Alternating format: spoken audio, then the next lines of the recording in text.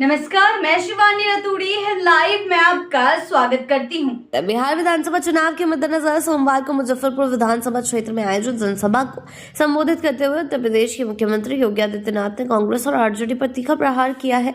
उन्होंने कहा है कि आरजेडी और कांग्रेस बिहार के विकास के ग्रहण है, जिन्होंने राज्य की पहचान को तार तार कर दिया था। योगी ने आरोप लगाया कि 1992 से 2005 के बीच बिहार जातीय हिंसा, अपहरण और माफिया राज से त्रस्त था। उन्होंने कहा कि उस दौर में बिहार में जाति के नाम पर समाज को बांटने का गंदा खेल खेला गया था, जिसने राज्य को नरसंहारों और अपराधों की आग में झोंक दिया। सीएम योगी ने याद दिलाया कि आरजेडी शासनकाल में 60 से अधिक जातीय नरसंहार की घटना हुई और 30,000 से ज्यादा अपहरण हुए। योगी ने कहा कि बिहार में कोई व्यापारी, डॉक्टर, इंजीनियर, उद्यमी या बच्चा तक सुरक्षित नहीं था। गोलू अपहरण कांड इसकी याद दिलाता है कि बीजेपी भी सुरक्षित नहीं थी। सीएम योगी आदित्यनाथ ने कहा कि उस समय शाम 6 बजे के बाद राज्य में कर्फ्यू जैसा माहौल बन जाता था। पटना हाईकोर्ट को यह कहना पड़ा था कि सरकार का संचालन गुंडों के द्वारा किया जा रहा है। उस दौर में गरीबों को राशन नहीं मिलता था, लेकिन 900 करोड़ का चारा घोटाला कर दिया गया।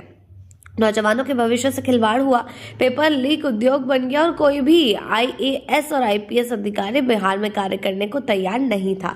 सीएम योगी ने व्यंग करते हुए कहा कि कौन मुख्यमंत्री का पिकदान लेकर ढोए, यही बिहार की पहचान बन गई थी। उस समय डीजीपी को मुंशी और चीफ सेक्रेटरी को बाबू कहकर बुलाया जाता था। शासन प्रशासन मजाक बन चुका था। उन्होंने कहा कि बिहार के अन्नदाता और व्यापारी पलायन को मजबूर थे। सड़क की मांग करने पर डराया जाता था कि पुलिस पहुंच जाएगी। सीएम योगी आदित्यनाथ ने कहा कि जातीय हिंसा, रोड चोरी, तालाब चोरी, पुलिस चोरी और बूथ चोरी, यही था आरजेडी का विकास मॉडल। उन्होंने आरोप लगाया कि खानदानी लुटेरों ने खानदानी माफियाओं को जन्म दिया और आज वही लोग फिर से बिहार को उसी अंधेरे में ले जाना चाहते हैं। योगी आदित्यनाथ ने पीएम मोदी और मुख्यमंत्री नीतीश कुमार के नेतृत्व में बिहार के विकास कार्य का जिक्र करते हुए कहा कि आज राज्य नई पहचान गढ़ रहा है। उन्होंने कहा कि आज बिहार रेलवे, एयर और वाटर कनेक्टिविटी से जुड़ रहा है। मखाने जैसे उत्पाद अब वैश्विक बाजार तक पहुंच रहे हैं। बिहार के पास अब IIM, एम्स, मेडिकल और इंजीनियरिंग कॉलेजों की श्रृंखला है। किसान सम्मान निधि का लाभ मिल रहा है। व्यापारी को सुरक्षा की गारंटी और उद्यमी को निवेश की सुविधा प्राप्त हो रही है। योगी आदित्यनाथ ने कहा कि बिहार आज मौर्य काल का स्वर्ण युग की ओर बढ़ रहा है। उन्होंने कहा कि यह वही धरती है जिसने बुद्ध को ज्ञान दिया, महावीर जैन को जन्म दिया और जहां महाराजा कामेश्वर सिंह जैसे राजा ने शिक्षा, कला और अध्यात्म को जोड़ा। मिथिला और भोजपुर संस्कृति को पद्मश्री शारदा सिन्हा की पहचान दिलाई।